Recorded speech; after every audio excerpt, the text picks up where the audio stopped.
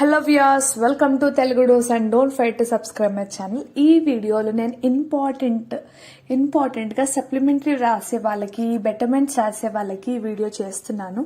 So already నేను exams టిప్స్కి సంబంధించి supplementary ఎలా ఈజీగా క్లియర్ చేయాలని నేను వీడియో చేశాను. సో ఇది పార్ట్ 1 కనుక మీరు చూడకపోతే దాని link, supplementary exam tips link అనేది కింద ఇచ్చాను డిస్క్రిప్షన్లో, అది చూడండి. అయినా సరే మీకు దొరకకపోతే కమెంట్ చేయండి, నేను మీకు డైరెక్ట్గా లింక్ ఇస్తాను. సో దాంట్లో పార్ట్ 1లో నేను బ్రీఫ్గా చాలా మంచిగా ఎక్స్ప్లెయిన్ చేస్తాను ఎట్లా సప్లిమెంటరీస్ అనేది క్లియర్ చేయాలని. ఈ వీడియోలో ఇంకా కొన్ని టిప్స్ చెప్తాను, దాంతో మీరు సప్లిమెంటరీ ఎలాగైనా క్లియర్ చేస్తారు. సో నేను చెప్పే ఫస్ట్ టిప్ ఏంటంటే, చాలా మంది ఒకవేళ ఆన్సర్ రాకపోతే, ఎగ్జాంపుల్ ఒక క్వశ్చన్ ఉందనుకోండి, దానికి ఆన్సర్ రాకపోతే ఏం చేస్తాం, వదిలేస్తాం. కానీ అలా చేయకండి. ఎందుకంటే మీరు అటెంప్ట్ చేసిన దానికి, ఇప్పుడు సపోజ్ మీకు ఒక మీనింగ్, బిజినెస్ అని ఉందనుకోండి క్వశ్చన్, సో దాని మీనింగ్ అన్న మీకు ఏం తెలుసు అదన్నా రాయండి. ఎందుకంటే మీరు అటెంప్ట్ చేస్తేనే మీకు కొంచెం మార్క్స్ అనేది 1 మార్క్ అనేది వస్తుంది. సో ఖాళీగా వదిలేయకండి. ఏదన్నా రాకపోయినా సరే అటెంప్ట్ చేయండి, అది చాలా చాలా ఇంపార్టెంట్.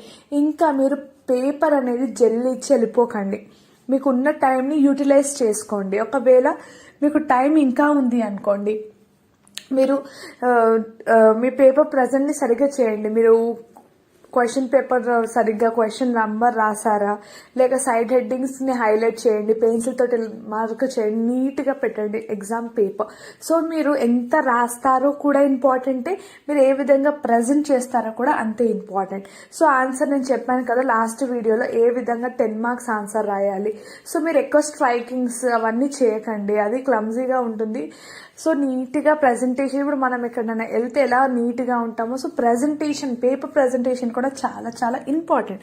సో అది కూడా చూసుకోండి. సబ్జెక్ట్ చూసినట్టయితే మీరు ఎప్పుడైనా సరే మార్నింగ్ ఎక్కువ చదవాలని చూడండి. ఎందుకంటే మార్నింగ్ మైండ్ అనేది ఫ్రెష్ ఉంటుంది, మీకు ఆన్సర్స్ కూడా ఈజీగా వస్తాయి. చాలా మంది నైట్ అవుట్ చేసి చదవడం అవన్నీ చేసే మైండ్ అనేది, బ్రెయిన్ అనేది స్ట్రెయిన్ అవుతుంది, దానివల్ల ఫోకస్ చేయడానికి రాదు. సో మార్నింగ్ అవర్స్లోనే మీరు స్టడీ అవర్స్లా పెట్టుకొని ఫినిష్ చేసుకోండి. ఒక సబ్జెక్ట్ తీసుకోండి, దాన్ని ప్లాన్ చేయండి. 10 మార్క్స్ ఫస్ట్ ఫినిష్ చేస్తాను. నేను చెప్పాను కదా లాస్ట్ వీడియోలో, 2 మార్క్స్ అయితే కంపల్సరీ చదవండి. 2 మార్క్స్ కనుక చదివితే ఇంటర్లో ఐఎమ్ షూర్ దట్ మీకు 30 మార్క్స్ అనేవి వస్తాయి. ఇంకా మీరు 5 మార్క్స్ 10 మార్క్స్ అటెంప్ట్ చేస్తే you will be passed easily. So మీరు సప్లీ రాస్తున్నాను వరీ కూడా అవసరమే లేదండి, ఏం వరీ కాకండి. ఇది మీరు ఇంకో ఛాన్స్ వచ్చింది అనుకోండి, క్లియర్ చేసేసుకోండి. క్వశ్చన్ పేపర్స్ చూడండి, నేను ఆల్రెడీ చెప్పాను కదా, మీకు క్వశ్చన్ పేపర్స్ కూడా కింద ఇస్తాను, ఇంపార్టెంట్ క్వశ్చన్స్ కూడా కింద డిస్క్రిప్షన్లో ఇస్తాను, అన్నీ చూడండి. మీరు ఒక చిన్న టైం టేబుల్ చేసుకోండి ఒక్కొక్క సబ్జెక్ట్కి, దాన్ని బట్టి డెసిషన్స్ అనేవి తీసుకోండి. సో ఇలా చేయండి. ఇంకా మీకు ఎగ్జామ్ రిలేటెడ్ ఇంకేమైనా టిప్స్ కావాలి అన్న మీరు కమెంట్ చేయండి. I will try to provide the videos, I will make a videos on that. ఇంకా మీకు చాలా మంది ఎగ్జామ్ ఒక రోజు ముందు చదువుతాను, తర్వాత ఒక రోజే చదువుతాను, ఒక రోజు ఎగ్జామ్ ముందు, ఇదన్నీ అసలు కుదరదు. You have to plan before. Planning అనేది చాలా ఇంపార్టెంట్. మీరు ముందే ప్రిపేర్ అయ్యి ఉండండి. ముందే 10 మార్క్స్ ఫినిష్, ఎగ్జామ్కి ముందు ఒక రోజు ముందు మీరు రివైజ్ చేసుకునేటట్టు ఉండాలి.